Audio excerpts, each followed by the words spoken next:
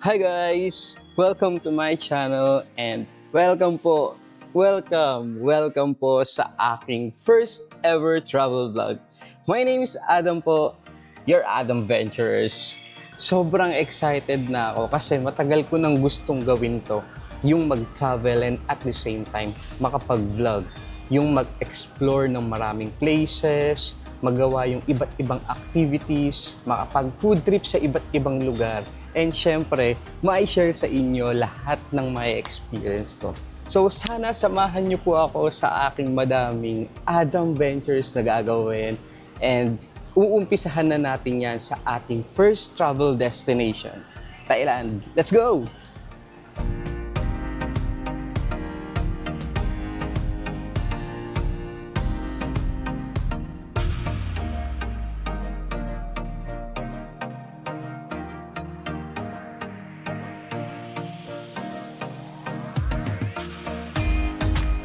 So, ayun guys, waiting na lang tayo for boarding and medyo maaga pa naman. 7:20 yung flight ko and it's currently 6:14 pa lang naman. Medyo maaga pa and parang narinig ko nga kanina, baka delay na naman. Yari tayo dyan. Sana hindi. So, yun. Siguro habang naghihintay guys, pag-usapan na lang natin yung mga requirements ngayong 2025 para sa pupunta ng Thailand, especially sa mga first timer. Okay? Siyempre, unang-una na dyan guys, passport. Yung passport na valid hanggang 6 months. So, i-check nyo guys ha. I-check nyo yung passport nyo, kailan ba yung expiration para at least hindi kayo mahahassle. Okay? Then next, yung return ticket nyo. And of course, pwede nyo isama yung hotel accommodation nyo, yung mga hotel bookings nyo, or yung mga activities na binook nyo sa Klook, mga ganyan. Then next is e-travel. Guys, ang e-travel napaka-importante niyan. Every time nalalabas kayo ng bansa, or every time, kahit saang bansa kayo pumunta, importante ang e-travel. Okay? Madali lang naman gumawa ng e-travel, guys. Download nyo lang yung app ng eGov.ph or punta lang kayo sa website ng etravel.gov.ph. Hindi ako sure pero ilalagay ko yung link dito.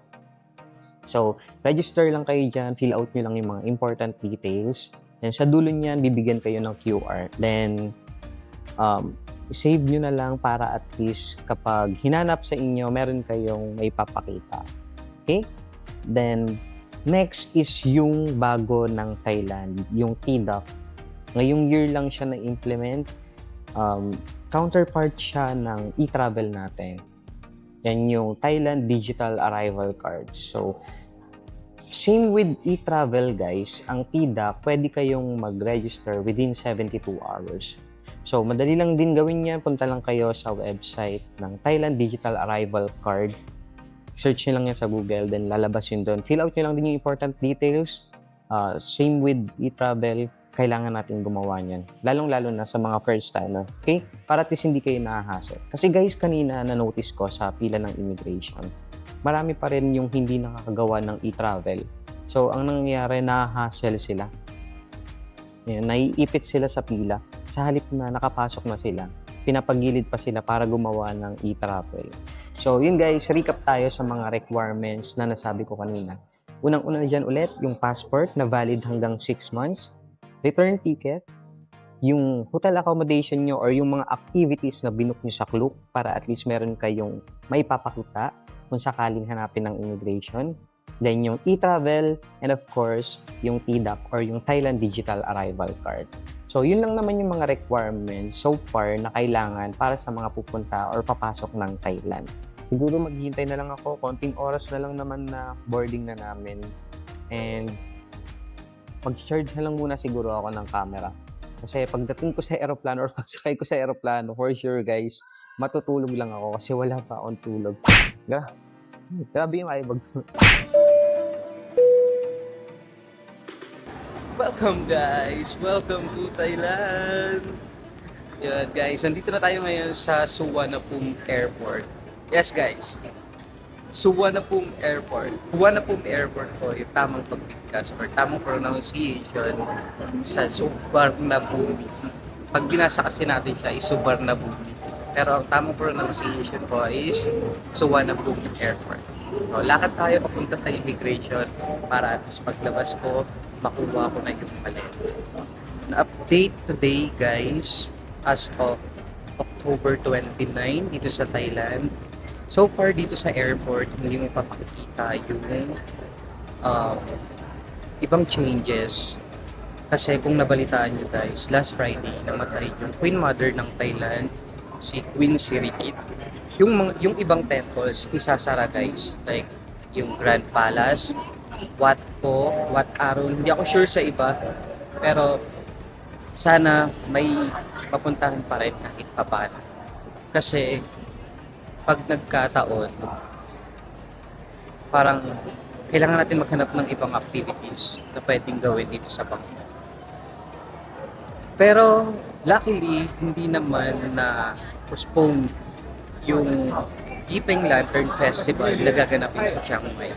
Yes guys, pupunta ako ng Chiang Mai sa November 2 para mag-celebrate ng Deeping Lantern Festival. Para sa mga hindi po nakakala, yung Deeping Lantern Festival is ginaganap siya yearly every November 5 and November 6. So, hinabol ko talaga siya para ma-experience ko. Kaya abangan nyo yan guys and samahan nyo ako i-celebrate ang Yipeng Lantern Festival sa Chiang Mai. Nakalabas ko lang ng immigration and kukunin ko na yung luggage. Guys, di ba nabanggit ko yung mga requirements kanina? Like yung passport, e-travel, return ticket, mga ganun. Then yung TDOC. TDOC guys may hirapan kayong pumasok kapag wala pa kayong TDOC. So make sure guys na nakagawa na kayo ng TDOC or Thailand Digital Arrival Card bago kayo dumating ng Thailand. Okay? Kanina marami pang parang pinagilid ko sila kasi wala pa silang TDOC. So, ganun din, same with e-travel, hindi naman hinahanap pero nakikita nila sa system kung nakagawa na kayo. Okay? Sabay 7. Grabe, kanina papahingal na hingal. Grabe. Ang layo na ng immigration. Ang layo pa ng kuhaan ng luggage. Parang nasa dulo.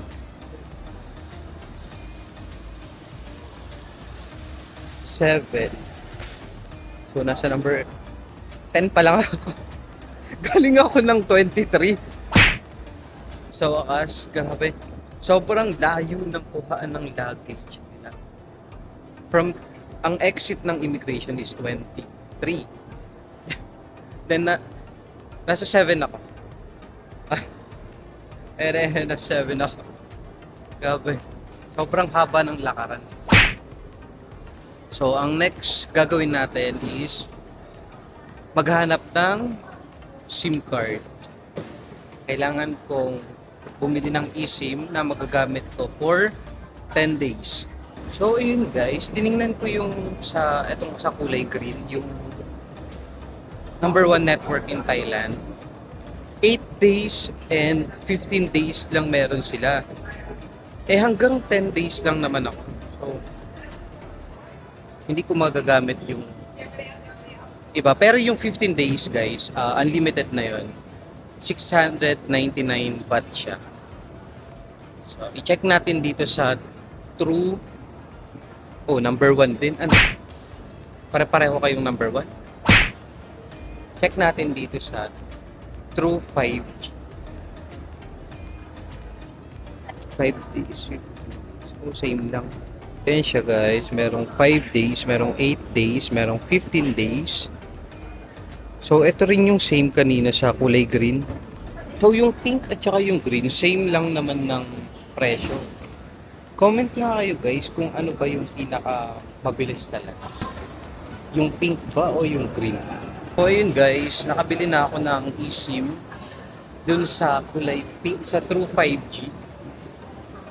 Pero yung una kong tiningnan, yung AIS, yung kulay green naman. So, same lang naman sila ng price. Kaso nandun na kasi ako sa pink. So, ayun guys, palabas na rin ako and explore natin yung airport para sa mga first timer. Okay? Kasi nung first time ako, hindi ko alam kung saan ako pupunta. Hindi ko alam kung saan yung train station, hindi ko alam kung saan yung bilihan ng mga eSIM, and hindi ko alam kung saan ako magwi-withdraw. So, paglabas nyo guys, ang dami din palang bilihan ng eSIM dito. Madami din palang bilihan ng eSIM dito. Kaya kahit hindi muna kayo pala bumili ng eSIM sa loob, makakabili rin kayo dito sa labas.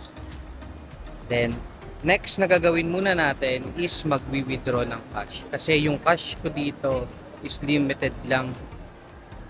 Kasi tira lang yun ng ng last trip ko sa Bangkok. So, nandito na tayo sa first floor guys, which is yung location kung sasakay man kayo ng taxi or bus or nag-book kayo ng Grab or Bolt. Siguro dito rin yung pick up niya. Okay? First floor to. Then, para makapunta sa train, kailangan pa natin bumaba ng isa pa. Nag-check ako ng ng Grab. Naisip kong mag-Grab na. Kasi ang bigat ng maleta ko. Tingnan nyo naman, oh. Oh, tingnan nyo naman, ang laki-laki ng maleta ko. So, iniisip ko kung mag-Grab na lang ba ako. Ang fee niya, guys, from airport to Sitin Pratunam Hotel, 664. Pero meron mga discount na parang nakalagay doon. So, bumaba siya ng 336. Okay ba na? Mag-Grab na lang ako. Less hassle, less pagod. Mas okay ba? Hindi. Sige, mag-train na lang tayo para at least makita din nung mga first time dito sa Thailand. No, kasi guys, nung first time ako, hindi ko din alam kung saan ko kukunin yung clue. Parang gulong-gulo ako dito sa airport. Kaya sabi ko, gagawa ako ng videos para sa mga first time din na makakapunta dito sa Thailand. So, para sa mga first time, papakita ko sa inyo kung paano kung paano kayo makakasakay ng train going to city. From arrival area, bili na kayo ng eSIM nyo doon or SIM card para meron kayong data. Kasi sobrang hina ng wifi ng airport guys. So much better na meron kayong sariling SIM card or eSIM. After nyo mag-withdraw, baba lang kayo sa first floor kung sasakay kayo ng taxi. Kung train man, baba kayo sa basement. So tayo bababa pa ng isa pa. Wala. Parang hindi ako pwede mag-escalator kasi masyadong malaki yung luggage ko. So ayun, medyo mahirap pala guys kapag magti-train kayo tapos malaki yung luggage na bitbit nyo. Kasi more on elevator lalagay yung sasakyan nyo. Yung mga escalator, hindi kasya yung malalaking luggage. Pakita ko ulit guys na. So ngayon, nasa first floor na ako. Then bababa lang ako ng isa pa para makapag-train. So ayun guys, pagbaba nyo ng elevator, makikita nyo na agad yung train papuntang city. Eto. So may bilihan din ng SIM card dito, then may cafe kung gusto nyo kumain. Then meron ng massage dun, oh, matitemp ako. So eto siya guys. So makikita nyo yung city line na nakalagay. So city line, blue line, yan yung train going to city. So ako mamaya bababa ako sa Payatay. So make sure guys na nakapag-download kayo ng app ng SkyTrains para at least meron naman kayong guide. So ganito yung itsura niya. Kita niyo ba? Hindi kita. So i-screenshot ko na lang din, ipo-post ko diyan. Download nyo yung app ng SkyTrains guys para at least meron kayong guide kung saan malapit na station yung hotel nyo para alam nyo kung saan kayo bababa. Okay? Then pakita ko lang din guys yung yung money exchange na parang mostly or sabi nila maganda daw yung palitan doon. Especially kapag Philippine peso yung dala nyo. Okay? Alam ko laging mahaba yung pila doon eh. So dito sa basement guys nandito yung train station, then meron din palang mga pakonti-konti lang naman. May mga pakonti-konting pwedeng kainan lang din naman. Then pwede rin kayong bumili ng eSIM dito or SIM card. Then meron din ATM. So same lang naman ang mga floor. Pwede kayong bumili ng SIM card, pwede kayong mag-withdraw sa bawat floor. Pero alam ko nag-iisa lang itong palitan dito. Super Rich. Yang Super Rich guys, sikat yan. Ang daming nagpapapalit dyan, lalong-lalo na kapag Philippine peso yung dala nyo kasi okay daw yung conversion nila. Maganda daw yung palitan nila dyan. So kung peso yung dala nyo at gusto nyo magpapalit ng Thai baht, dire-diretso lang kayo sa basement bago yung bilihan ng ticket sa train. Dire-diretso lang kayo sa dulo. Nandun yung Super Rich. Okay? So, ayan. Bili na ako ng ticket para at least makasakay na tayo ng train. So, ito yung step by step guys ng pagbili ng ticket. So, English. Then, Payatay. 1. And 45 pesos yung price niya. So, insert lang natin. Ay, bakit? Insert banknotes here. Ay, bakit niluluwa niya?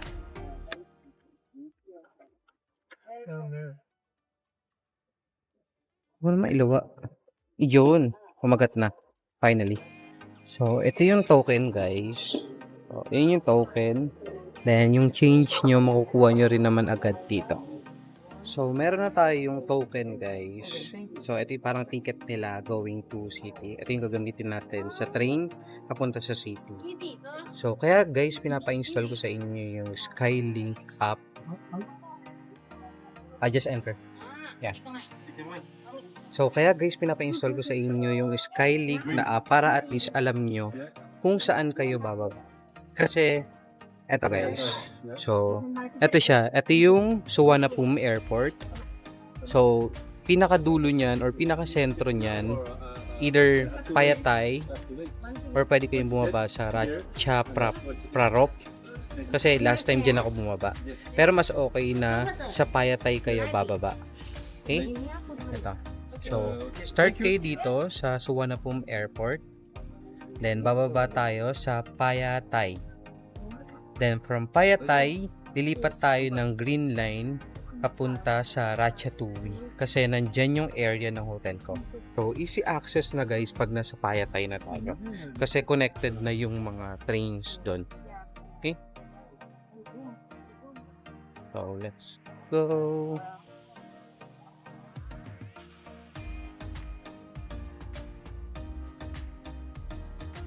Sabi ko 'di ba ang hirap pag malaki yung maleta niyo. May mga kasabay din pala ako. Malalaki din yung maleta nito. Okay. So, paano ginagamit yung token guys? Ganito lang. Tap nyo lang.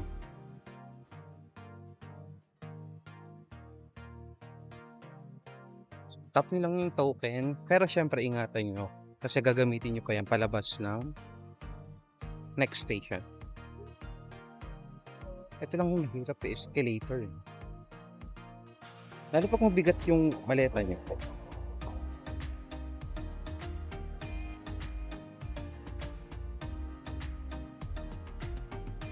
So, baba lang kayo ulit. Then, dyan na yung hintayan ng train mismo. Ayan siya.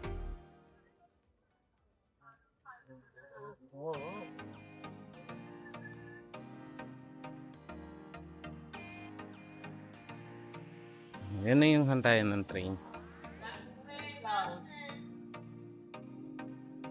So, update ko na lang kayo later guys pag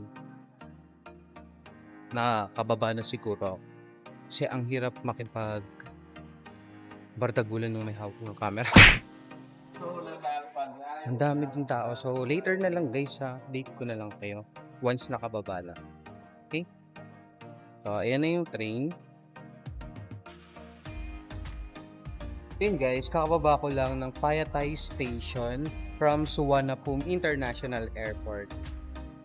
So, yun yung direct train guys going to city. So, kung pupunta kayo ng city and sasakay kayo ng train guys, much better na alamin nyo kung saan yung location ng hotel nyo para at least alam nyo kung saan kayo bababa.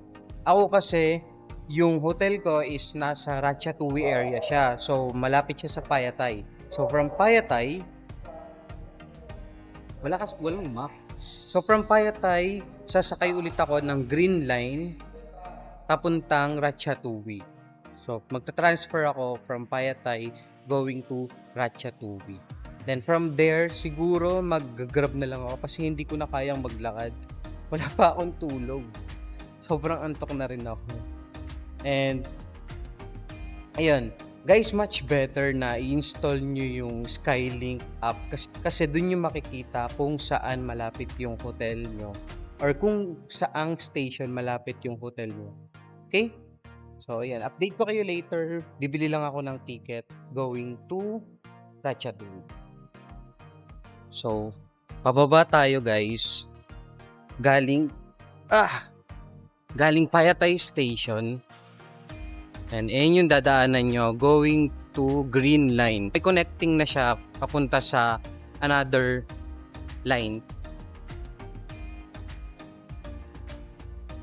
May ATM na, mag-withdraw na kaya ako para hindi na ako ma-hassle. Iniisip ko nang mag-withdraw kasi baka pagdating ko ng hotel kailangan ng deposit. Like, pwede na ako makapag-check-in pero kailangan ng deposit. So, hindi pa ako makakapasok kung wala akong cash. Di bali, may bibili pa rin naman na ako gamit. So, kailangan pa rin talaga lumabas. At nagugutom na ako. Naamoy ko ng mga pagkain ng Thailand. So, bibili lang tayo ng ticket. So, ito na siya guys.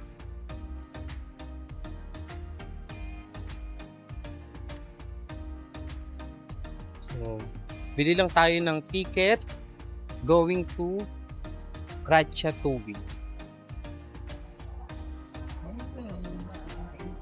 So, bili muna tayo ng single journey kasi wala pa akong rabbit. English. Then, oh my God.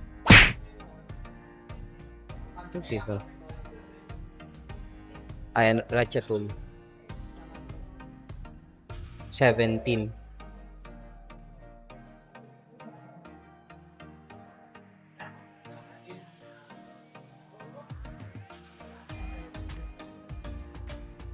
Eleven. 9. 8, 7, 6, lang pa. 1. Puta kinulang pang piso. Ayun, meron. So, ayan. Ginamit ko lang yung mga coins ko, guys. Kasi ang dami kong coins. Yun. Then, meron ng ticket. Single journey. So, yun yung single journey ticket natin. Going to Ratchathuli. So, tap lang natin. Yun. Then, dito tayo sa Tukeha. So, pagpapunta tayo Ratchathuli, Tukeha. Kasi itong side, pakabilayan. Yun lang talaga. Wala akong nakikitang elevator. Wala akong nakikita elevator, guys. Wala akong nakikita escalator. How? Hindi ko kayang po. Elevator pala. So, isang station lang naman ang Ratchathuli, guys, from Payatay. Kasi from Payatay, transfer kayo sa Green Line. Then, binilang kayo ng ticket, isang station lang, bababa na kayo ng Ratchatouille. Yun na yun natin. So, check ko ulit kung ano. Ay, sorry. I-check ko ulit kung magkano yung drop or gaano kalayo yung lalakarin. Kasi kung sobrang layo, like mga 20 minutes or 15 minutes na lakad, parang hindi ko kaya maglalakad sa initan. Kasi sobrang antok na rin ako. So, kapag medyo malayo, siguro maghanap ako ng tuk-tuk na medyo namura lang yung singil. Or pag wala, Grab na lang siguro. Okay?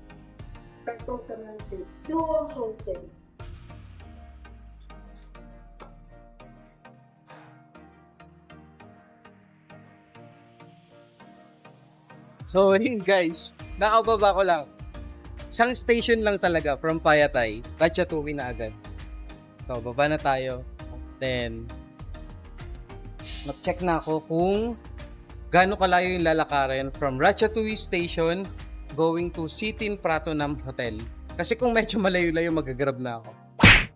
Mag-update na lang ako later, guys. So, nandito na ako sa hotel, guys. And kaka-check-in ko lang. Pumayag na silang makapag-check-in na ako kahit medyo maaga pa naman. So, dito ako mag-i-stay, guys, sa Sitin Pratunam Hotel. And pumayag naman na silang makapag-check-in na ako ng maaga sa wakas. And buti na lang hindi masyadong malaki yung 1510. Wait, hanapin ko lang yung room.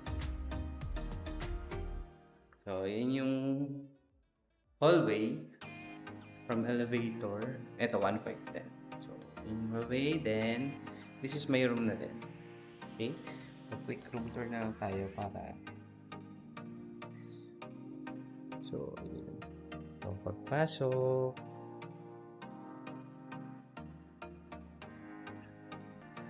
so yun, okay naman siya guys, okay din naman siya,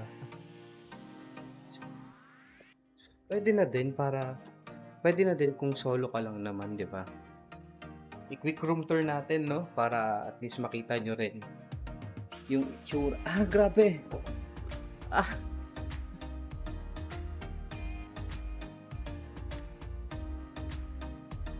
Long view.